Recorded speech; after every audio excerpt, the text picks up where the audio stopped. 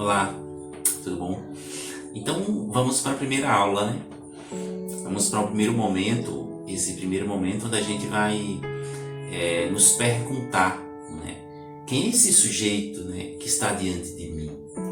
Qual é a história, né, que tem na história, né, das pessoas com deficiência, as pessoas com alguma dificuldade de aprendizagem? Como eles eram tratados na história e como eles estão diante de nós hoje?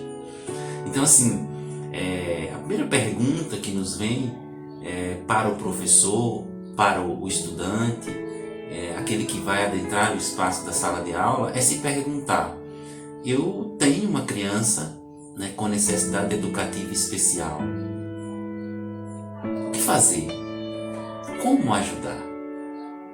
Essa é a grande pergunta, né, que vai nos mover durante esses 3 momentos, essas 3 videoaulas.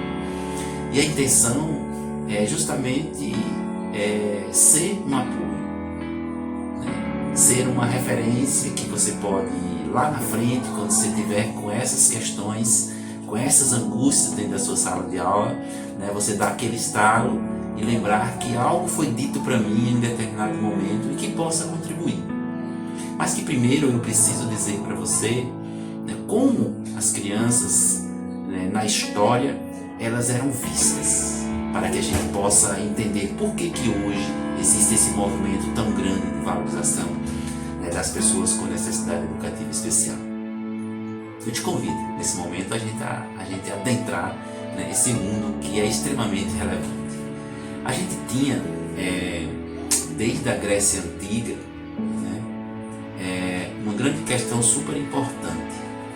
A gente tinha Esparta, né, que era uma cidade militar, né, uma colônia militar, em que a grande formação dos jovens, das crianças, toda a formação, principalmente do menino, era para que ele pudesse ser um guerreiro, pegar uma espada, pegar o seu arco, a sua flecha e ir para o campo de batalha. Era a alegria das famílias.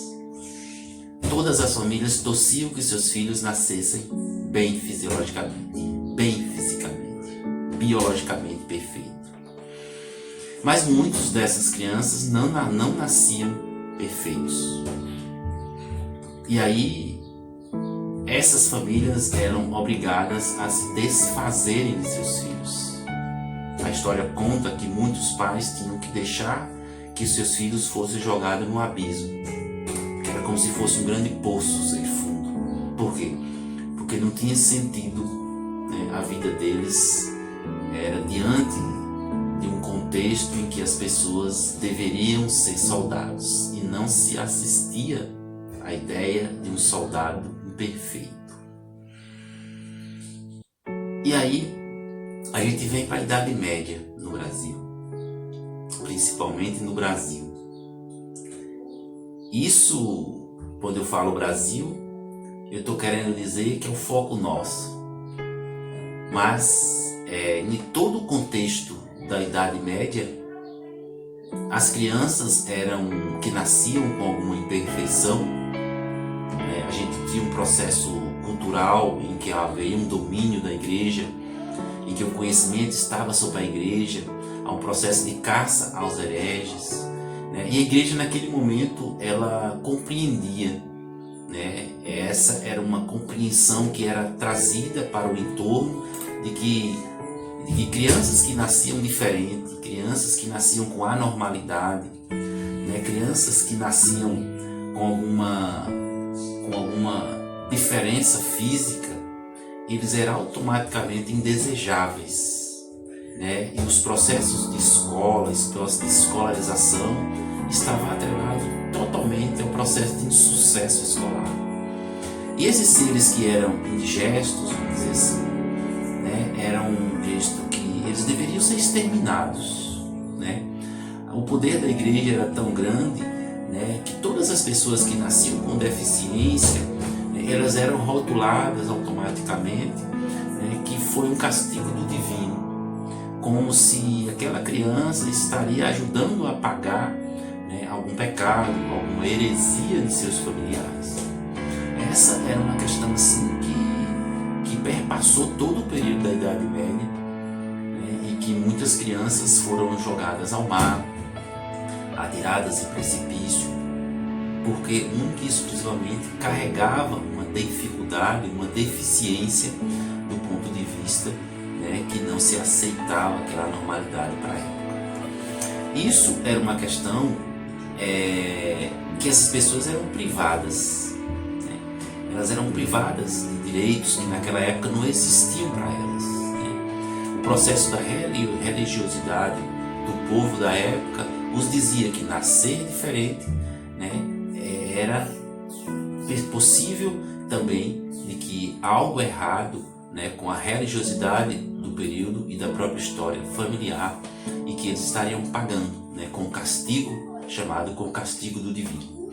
E aí assim, existia nesse período um processo muito grande de marginalização dessas pessoas, estavam à margem da sociedade, existia foi uma exclusão histórica de todas aquelas pessoas que nasciam com deficiência, eram excluídos historicamente.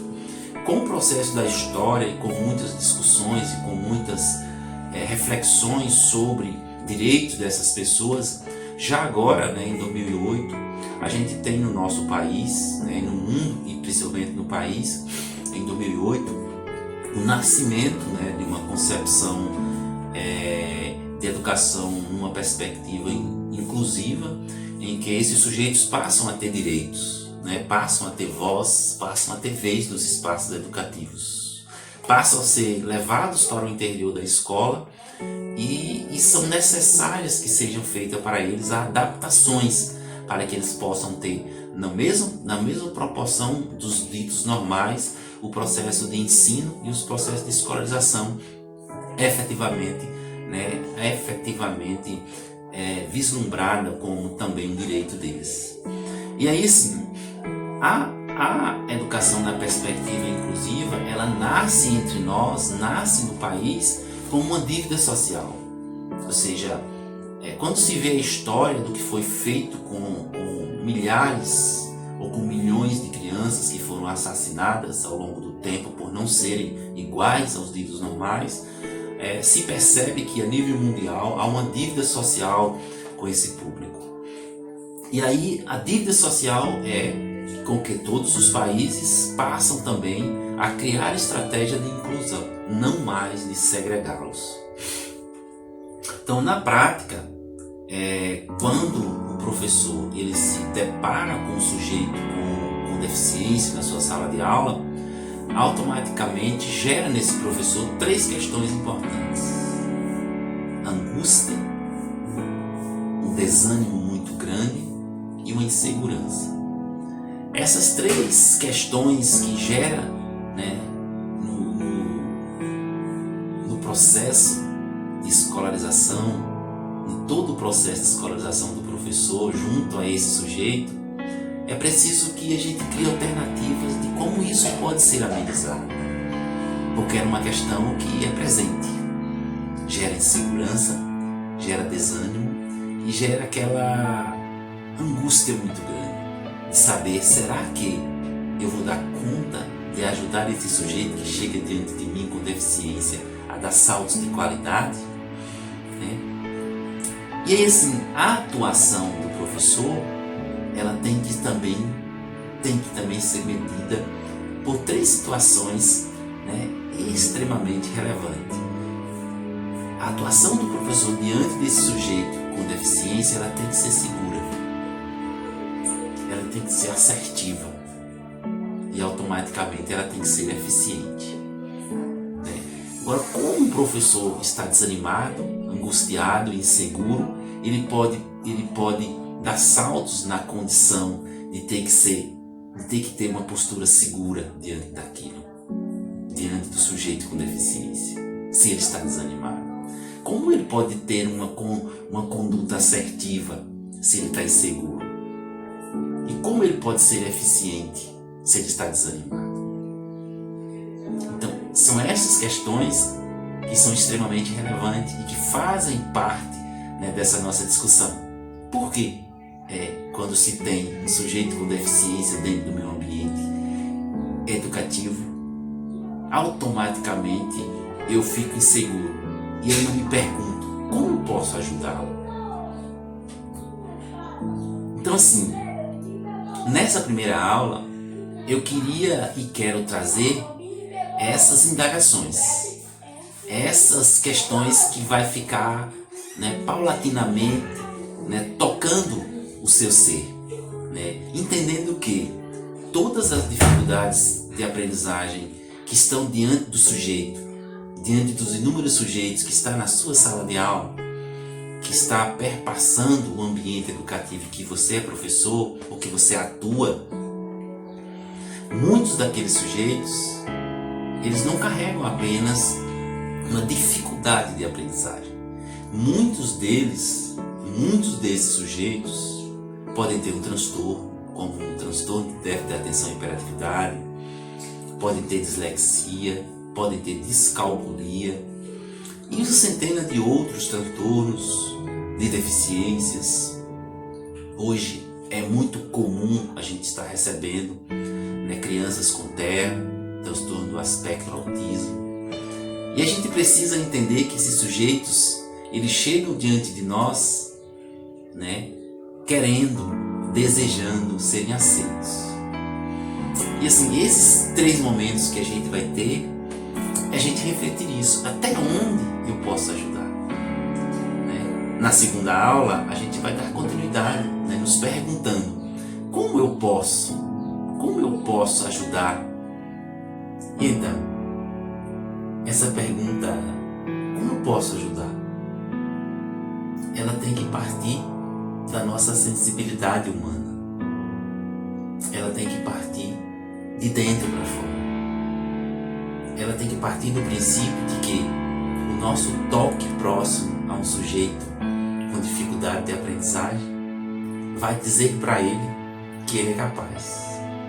O nosso distanciamento do sujeito que carrega deficiência, que carrega alguma dificuldade de aprendizagem, um transtorno, uma síndrome, o nosso toque diante dele é quem vai definir os passos de qualidade que ele vai dar ao longo da vida. Pense nisso. Vamos para a segunda aula. Um abraço, mais uma vez. É muito bom mesmo estar aqui.